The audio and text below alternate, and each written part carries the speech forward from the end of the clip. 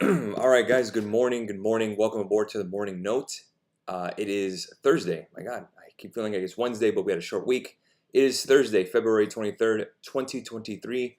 My name is Carlos Garcia, founder and CEO of GAR Capital. Thank you so much for taking the time out of your day to join me this morning and every morning at 9 a.m. Eastern Standard Time here on the YouTube channel. Let's go ahead and get started. Dow futures up 66 points. NASDAQ up 1.03%. Thank you, NVDA. 4,018 for the S&P, up 0.49%. That 50-day moving average did hold, excuse me, as we talked about on Twitter yesterday. Russell 2000 futures 1902, up about a quarter point. Crude oil is up 1.22%, 74.85. I posted a chart yesterday about crude oil futures and just about like the last 6 weeks, how it's just been absolutely just chopped. Take a look at that tweet on our Twitter handle at GAR Capital. Gasoline futures, $2.56 a gallon, up 0.54%. 10-year Treasury yields, 3.959%, up 0.92 on the TNX. Dollar index is flat, 104.55. The VIX is down 2.15%. We had a recap video for our Discord members talking about the VIX with Juan and Nick. It was a great video. 2180 is the current VIX reading. Gold futures down about 0.5%, 1832 an ounce. 2160 for silver futures, down 0.38%. Copper futures are down 1% this morning, $4.14. Let's go ahead and take a look at the euro dollar. Pretty flat, 106.09, just like the dollar. Dollar yen is up 34 pips, 135.26. Pound dollar is down 11 pips, pretty flat, 120.31. Bitcoin futures are bouncing, but still at that 24,000 level, just not enough to get us above 25,000 yet, at least for a break. That's up 1.11% on the contracts, 16.59 for Ethereum futures, up 2.44%. So some risk on this morning.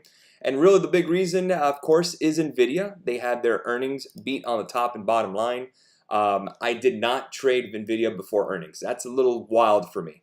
But we are shareholders, obviously. We are long NVIDIA. We love NVIDIA, one of our top 10 stocks of 2023. SMH, I said the SMH ETF. But again, if you want to do NVIDIA, if you're interested in that top 10 video, go ahead and take a look at our Instagram page. I go over it all. NVIDIA is the biggest part of SMH. So let's say if you didn't want to buy SMH, you could just buy NVIDIA outright. All right, let's go ahead and take a look at the daily chart on NVIDIA. Let's take a look at our current ask price, 233. So we are now right around here, 233.71. So we already have that gap fill right around 220. Yesterday I was watching for the 220 calls, but they were a little expensive due to IV. So what I did, like I explained yesterday about demo trading, that it's a good way to practice. I demoed it on TOS. Probably will hit, but again, that's good for my practice and good for my notes, maybe just to stick with my initial analysis because I did want to fill it. But again, a very binary trade on a short week, I wouldn't be able to send that out to our members being so risky. So again, that's on me. That's okay. Doesn't mean we can't get another opportunity. But again, for the main thing is that it is a really risky trade to do that before earnings. But they smashed it. Congratulations to NVIDIA shareholders. We are now breaking out. So again, we're above that 230 level. That's another gap. That gap was filled already, but now we're at 232, 233. The next gap level up, if you're watching, is 258.06. You're not going to get that today. So let's go ahead and throw that out there. So what I am looking for is that we're going to get a gap up today.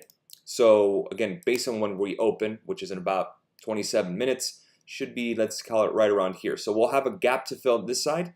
Let's see if we can fill that downside, give us an opportunity to play some longs. And if not, there is an opportunity here that will just kind of retest that 220 level. And again, that won't happen overnight. You know, you're not going to get a big pop and then flush right quick, not a 9-10% pop. So again, NVIDIA, I would just wait on it unless we start breaking above 240, and then you can possibly swing the 258, 260 calls. But again, even that's a little risky. So I would table NVIDIA for now, but take a look at the names that are going to move higher with sympathy, meaning stocks that are in that same sector. Let's take a look at AMD. AMD has a gap to fill at 80. It just filled. So you could see 80.28, that's filled. So we're going to have to take that out. But what's interesting is that you're right above the 20. So you're right above the 20 on AMD. We played AMD puts last week. So let's see, maybe we can turn it into calls, as now we're above or near the 20-day.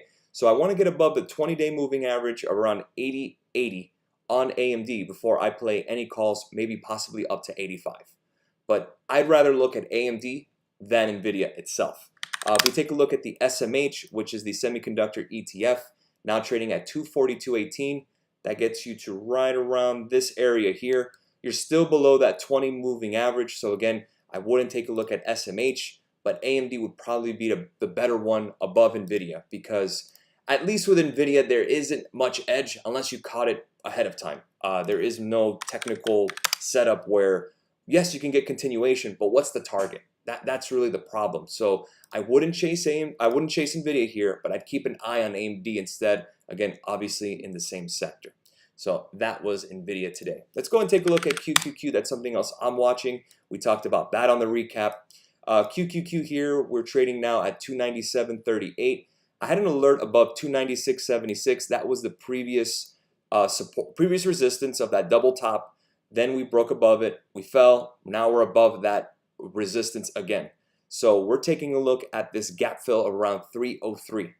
So let's see if we settle, or even kind of settle on the, at least in the hourly candle or so, maybe around 10:30, 10 o'clock in the morning, if we get that continuation. But in order to be safe, I'm just going to say this, possibly 300 on Qs. If we break that, that's the 20, then that'll get us an opportunity to play the 303 calls, maybe the 305 calls with a 303 target. Again, we don't have to be in the money on those options, but the problem is, are you doing for next week or this week? We're shortening our time frame. So now we're on a Thursday. I'm possibly looking on for next week trades. We have a full week. So again, we do have seasonality still. The end of February is still relatively weak. The good news is that we held that 50 moving average on the S&P 500. So, to be completely honest, it's kind of like no man's land. I was kind of hoping for a gap down, but NVIDIA did not allow that. I wanted to retest that trend line to possibly 39.82, if not possibly the 200-day. And we just didn't get it, which is okay. So I'm not going to be upset that we soared or we bounced. But again, I am now looking at ES on that 50-day moving average. Let's see if we get to 40, 45, 40, 50. And then remember that big support that we had, that triple wick support around 40.58. 40.60 would confirm the move higher for me. That would probably give us an opportunity to play the 410 calls and target that 4100 level, which is that 20-day moving average, which again is our momentum indicator on the daily. But other than that, I know I always say this, that there's not a lot of edge out there. We just have to wait and see, and that's really the case. We took Google yesterday. We had another put this week. We had Google and I believe Netflix. So with that being said, again, short weeks are kind of difficult and kind of choppy. I think we can possibly get one more trade ahead of the week being over. But again, I'm going to allow the market to kind of dictate where we're going in terms of what we're looking for.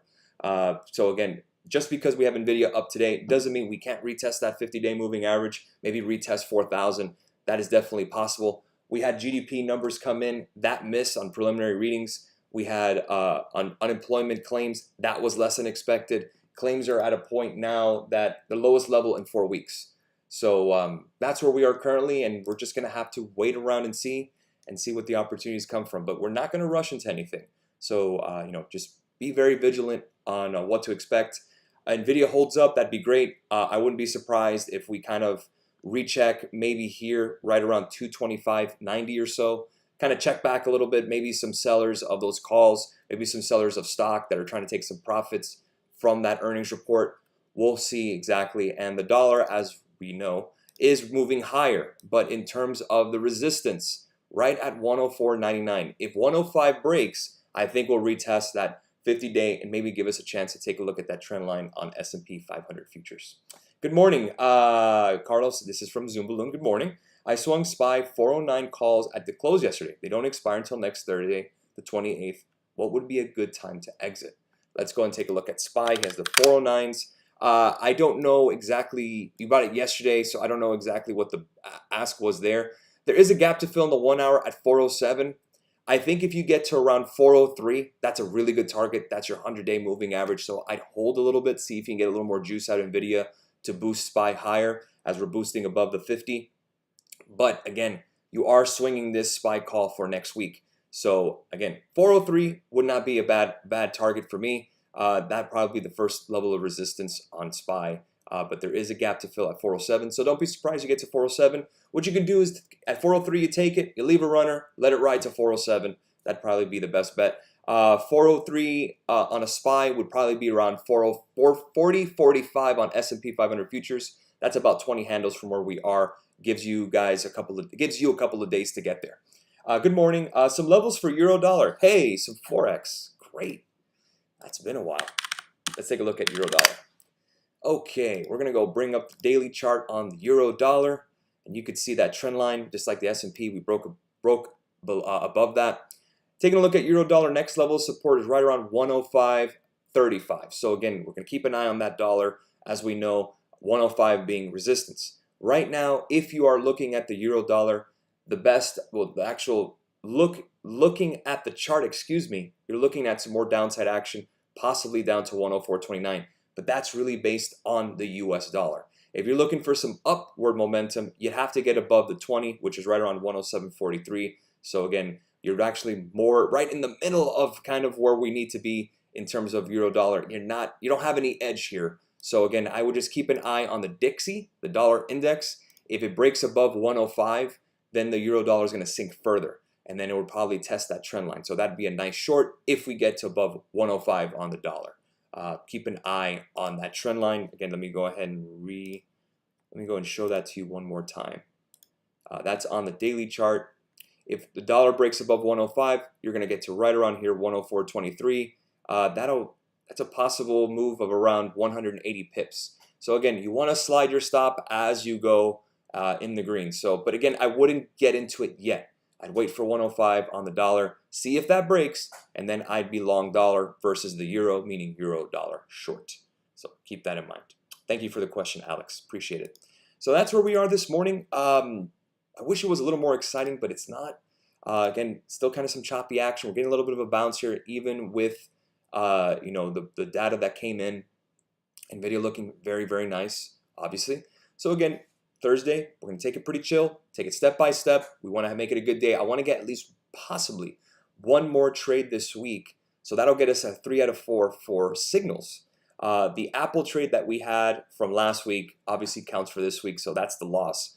But again, I want to get one more trade in there for our team and see if we can make it a nice green week. So we'll be on the lookout for some opportunities. I don't know exactly if it's going to be calls or puts because we're pretty much in no man's land. But again, the risk is to the upside. Keep an eye on possible 40.60.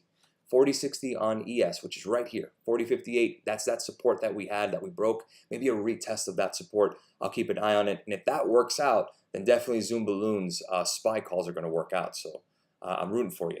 So let's see what we get. Have a great rest of your morning. I will catch you guys tomorrow for the morning note at 9 a.m. Eastern Standard Time. Make it a great trading Thursday. We will see you then. Cheers.